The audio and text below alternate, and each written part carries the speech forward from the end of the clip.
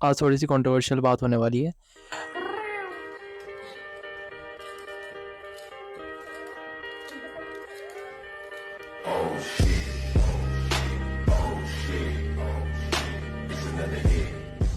मैंने रिसेंटली अभी Instagram on किया कुछ समय पहले ही, और मेरे को काफ़ी वियर्ड रील्स देखने को मिली। इंस्टाग्राम बहुत ज़्यादा टॉक्सिक हो चुका है। रील्स ऐसे आने लगी है, मतलब एक बंदा भाई अपने पैर को के मांस को काट के तल रहा था और उसके बाद अपने दोस्त को खिला रहा था।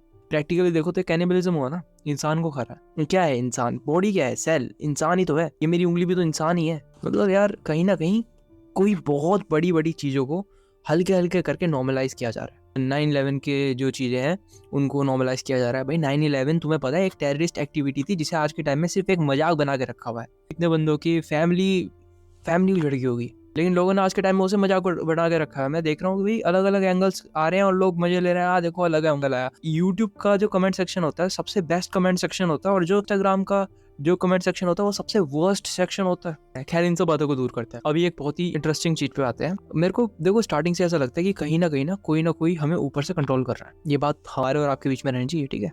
Just kidding. को स्टार्टिंग से लगता है कहीं ना कोई तो है देखो कंट्रोल कर रहा है, और ये पैटर्न भी बनते हुए दिखाई देते हैं। हमें पता भी चलता है साफ सीधा कि ये पैटर्न बने पड़े हैं। इन्हीं कुछ कंट्रोल्स में से एक चीज आती है, वो है इंस्टाग्राम। इंस्टाग्राम का अपना अलग ही एक मल्टीवर्स है। इस चीज को समझने की कोशिश करना। देखो आपने देखा होगा कि आपके मम्मी के फोन पे अगर मम्मी इंस्टाग्राम चलाती है तो उनके फोन पे अलग तरीके की रील्स आती होगी, सिस्टर के फोन पे अलग तरह की रील्स आती होगी, तुम्हारे फोन पे अलग तरह की रील्स आती होगी। तो अगर मैं कोई जिम जाने वाला लड़का हूँ और जिम के बारे में बहुत ज्यादा सर्च करता हूँ, मेरे पास सिर्फ जिम की रील्स आएंगी और मेरे को ऐसा लगेगा कि पूरी जिंदगी पूरी दुनिया सिर्फ मेरे अराउंड रिवॉल्व कर रही है। भाई जिम ही देख रहे हैं भाई सबके सब। उसने भी देखी होगी ये रील, तो उसने भी देखी होगी ये रील, तो चाहे किसी ने देखी हो या ना देखी हो, मेरे हिसाब से तो सारे सबके सब सिर्फ यही रील देख रहे हैं। अब तुम कहोगे यार ये तो बेसिक सी बात है, एल्गोरिथम है। नहीं यार, तुम यहीं फंस जाते हो आगे। मतलब मैं एक लिटरली एक कम्युनिटी क्रिएट करने लगा हूँ।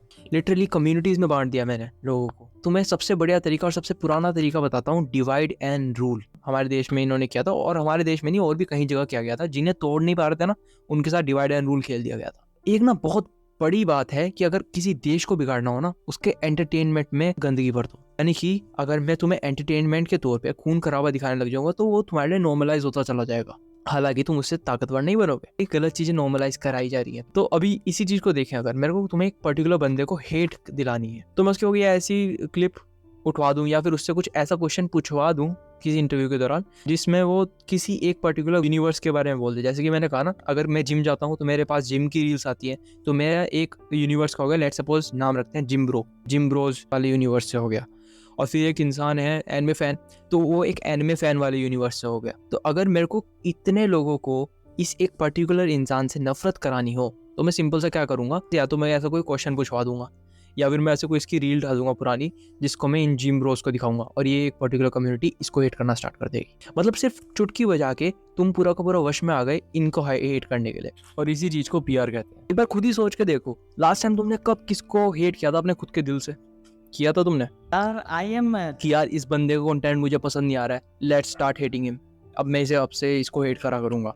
तुम्हारा खुद का ओपिनियन नहीं था वो, तुमने रील्स देखी, दूसरों के रील्स देख के तुम्हें लगा कि यार इसको तो हेट करना चाहिए, इसको पसंद नहीं करना चाहिए। यानी कि अब मेरे खुद का दिमाग नहीं बताएगा कि मुझे किसको फॉलो करना है किसको नहीं करना है। अब मेरे को ये पीआर टीम बताएगी कि मुझे किसको फॉलो करना है। और ये एक्चुअलिटी में होता है। आपने देखा होगा जब भी किसी को हद से ज्यादा फेम मिल जाती है ना, अचानक से उसकी कुछ ना कुछ चीजें आने लग जाती है सामने, उसके खिलाफ नेगेटिव कमेंट्स आने लग जाते हैं सामने। उसके पीछे कारण होता है पीआर टीम का। और ये बात सब जानते हैं कि पीआर टीम क्या करती है। पीआर टीम आगे लोगों को डिफेंड करती है, कमेंट के अंदर आपके बारे में अच्छी अच्छी बातें करती है, प्लस जिनके खिलाफ जाना होता है उनके खिलाफ भी बोलती है। कुल मिला के आपका खुद का डिसीजन तो खत्म हो गया, आपके खुद की डिसीजन मेकिंग तो खत्म हो गई। दूसरा आपके लिए डिसीजन कर रहा है कि आपको अब ये देखना है। असलियत में अगर मेरे को किसी बंदे की बातें बोलते हुए वो अच्छा नहीं लग रहा है यार, उसके खुद की रियल वीडियोस देख के मेरे को देखने का मन नहीं कर रहा है, तो उसे कहेंगे यार हाँ चल तेरा खुद का ओपिनियन है, लेकिन तुम तो यार दूसरों की रील्स देख के सोचते हो। तो वही इसे कंट्रोल नहीं कहा जाता तो और क्या कहा जाता है। That's why I am saying कि कुछ भी चीज यहाँ पे सच नहीं है। अच्छा एक और बात तुम्हें पता होगा कि आज तक कभी भी पोर्न वेबसाइट्स अपनी खुद की एडवर्टीजमेंट नहीं कर सकती है, राइट? कैसे करेगी? एकदम से टीवी पे ऐड आ गया, मम्मी पापा भाग रहे हैं, हाँ बच्चों को भगाओ यहाँ से, बच्चों ने क्या देख लिया। आप एक बार सोच के देखो, एडवर्टीजमेंट क्या होता है? तुम्हें बेसिकली प्रोडक्ट के पास लेके जाने का तरीका। अब वो इंस्टाग्राम पे भली भांति तरीके से हो रहा है। लास्ट टाइम तुमने जब मास्टरबेट किया था तो क्या तुमने इंस्टाग्राम को देखा था उससे थोड़ी देर पहले? अरे यार मेरे को कैसे पता चला? तुम में से मोस्टली लोग मास्टरबेट करने से पहले इंस्टाग्राम की मॉडल्स को देखते आते हो, और एल्गोरिथम भी उन्हें स्पेशली ज़्यादा प्रमोट करता है तुम्हारे सामने। मोस्टली लोग, मैं सबकी बात नहीं कर रहा हूँ, ऑल इंडस्ट्रीज रियलिटी में इंस्टाग्राम से कितना फ़ायदा कमाती है, कितने लोग इंस्टाग्राम से होते हैं वहाँ पे जाते हैं। मुझे तो ये भी लगता है कि कहीं ना कहीं ये आके इंस्टाग्राम पर अपनी एडवर्टाइजमेंट करते हैं कि कॉन्स्पिरेसी थ्योरी भी हो सकती है, लेकिन कहीं ना कहीं एक बार सोच के देखो, क्या ये बातें सच नहीं है? कितनी बार ऐसा नहीं हुआ कि तुमने इंस्टाग्राम के मॉडल्स को देखा और उसके बाद तुम्हारा मन करने लगा? क्या मैं गलत कर रहा हूँ? एक और सबसे बड़ी डरावनी चीज आती है, वो है आपकी हार्मोन्स। ये हार्मोन का फ्लो ही एक्चुअलिटी में तुम हो। तुम्हारा बिहेवियर तुम्हारे हार्मोन के फ्लो से पता चलता है। मैं खुश होता हूँ जब मेरे को डोपामिन रिलीज होता है, मैं दुखी होने पे मेरे कोर्टिसोल लेवल्स बढ़ जाते हैं, कोई भी डर की सिचुएशन होती है एड्रेनलिन लेवल बढ़ जाते हैं, फिर उसमें जो आउटपुट निकलता है वो निकलता है उन हार्मोन्स के थ्रू।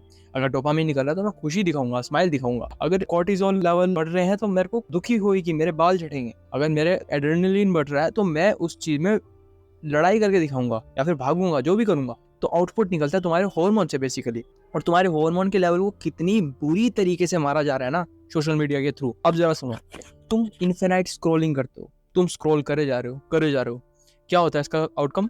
कभी तुम्हारे को कोई इमोशनल रील देखने को मिलती है, लेवल डाउन। फिर एकदम से तुम्हें बहुत ही एटीट्यूड सीन वाली वीडियो देखने को मिलती है, एकदम से level up, level down, level up, level down, level up. और ये चलते चलते ना तुम्हारी हार्मोन साइकिल्स का सत्यानाश करा जा रहा है, और तुम ये बात समझ भी नहीं रहे हो। तुम तो इन्फिनाइट स्क्रॉलिंग में लगे पड़े हो। चलो यार, इंस्टाग्राम डिलीट कर दिया, यूट्यूब की शॉर्ट्स देखते हैं, हर जगह चल पड़ा है वही। अब तो ये सबसे खतरनाक चीज एक्चुअलिटी में मुझे ये लगती है, तुम्हारे एक बार हार्मोन लेवल अनबैलेंस हो गया ना, फिर तुम्हारी लाइफ अनबैलेंस हो जाती है। तुम्हारे को कहीं पे भी स्थिरता नहीं दिखती है। तुम में से कितने लोग होंगे जो अभी तक इस वीडियो को छोड़ के भी जा चुके होंगे? क्यों? क्योंकि स्थिरता नहीं है, तुम्हारा दिमाग एक जगह पे टिकता ही नहीं है। ये सब कुछ चीजें मजाक नहीं है, तुम अपने बॉडी के साथ खिलवाड़ नहीं कर सकते इस तरीके से।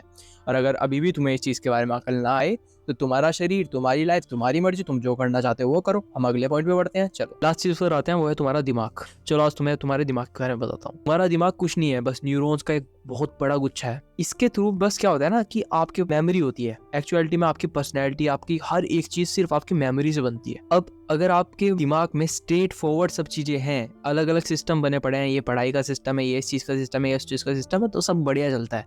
स्ट्रेट फॉरवर्ड हर एक चीज आप बोल सकते हो, स्ट्रेट फॉरवर्ड हर एक चीज आपके मुंह से निकलती है। बट जब आप इन्फिनाइट स्क्रॉलिंग करते हो ना, अपने दिमाग में गंद ही गंद भरते जाते हो। आधा स्पेस तुमने यहीं पे दे दिया। अभी तक तुम्हें इस चीज की कॉम्प्लेक्सिटी समझ नहीं आएगी।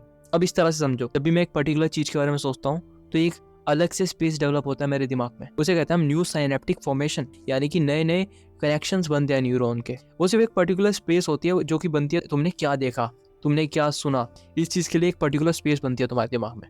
तुम क्या देखते हो? वो इंस्टाग्राम पे। तो इसलिए तुमने मतलब इस इतनी बड़ी चीज को, जो पूरे दुनिया के क्रिएचर्स में से सिर्फ इंसानों को मिला है, इतनी बड़ी चीज को तुमने वेस्ट किस चीज में किया? ये कचरा देखने में, इन्फिनाइट स्क्रॉलिंग करने में। ये दिमाग सिर्फ हम इंसानों को मिला है, तभी आज ये वीडियो देख पा रहे हो तुम, ये फोन है तुम्हारे हाथ में। वरना शायद हमें भी कोई जानवर मार के खा रहा होता, क्योंकि हमारे में इतनी ताकत होती नहीं जितनी इन जानवरों के पास है। तो एक काम करते हैं, एक सिंपल सा सॉल्यूशन बात करते हैं। इतनी लंबी बात तो हो गई, सॉल्यूशन ओरिएंटेड बनते हैं और देखते हैं हम क्या कर सकते हैं। देखो, इंस्टाग्राम को डिलीट करना तो तुम्हारे लिए मैंडेटरी है। कर सकते हो तो बहुत बढ़िया, नहीं कर सकते हो तो तुम्हारी मर्जी है। I am not forcing you. तुम्हारी लाइफ है, मैं कह चुका हूँ ऑलरेडी, तुम्हारी लाइफ है, तुम्हारी मर्जी है यार, तुम्हें जो करना है करो। लेकिन जो लोग मेरे साथ इंस्टाग्राम को डिलीट करेंगे उनके बारे में बात करते हैं। अब से क्या करो ना, तुम अपनी जर्नलिंग शुरू करो, नई नई चीजें जानना शुरू करो, नई नई चीजें पढ़ना शुरू करो, और फिर उस जो आपने पढ़ा ना उसको अपने दिमाग में सोचो, उसकी नई नई थ्योरीज बनाओ। एक इंसान की डेवलपमेंट का फेज शुरू हुआ था आज से हजारों सालों पहले, जब इंसान ने फिलोसफीज करनी शुरू करी थी। आज के टाइम में फिलोसफीज को हालांकि बहुत नकार दिया जाता है, कहते हैं यार तू फिलोसफी झाड़ रहा है क्या, लेकिन इंसान का विकास ही फिलोसफीज से हुआ था। अपनी क्रिएटिविटी को आगे लेके आओ, अपनी क्रिएटिविटी को नोट डाउन करो, लिखते जाओ, जितना भी क्रिएटिव आइडिया आ रहे हैं लिखते जाओ। कमाल अपनी आंखों के सामने देखना, तुम एक बार करके देखो, तुम्हें पता चलेगा। और कुछ और स्टेप्स करने हैं तो मैं कहूँगा तुम मैथ्स करो, जिससे तुम्हारा दिमाग तेज होगा। मेडिटेशन करो, थोड़ा नेचर के साथ कनेक्ट हो। तुम्हारे को डोपामीन की अर्जिस के लिए तुम्हें इंस्टाग्राम पर नहीं जाना पड़ेगा। इतना बड़ा लेक्चर हो गया, आई थिंक तुम्हें कुछ तो समझ आया होगा। बहुत जल्दी बियर्ड्स पे वीडियो आने वाले हैं। तुम बहुत लोगों ने पूछ लिया बियर्ड्स कैसे आई, इसका भी सर बता देंगे तुम्हें। चलिए फिर मिलते हैं नेक्स्ट वीडियो में।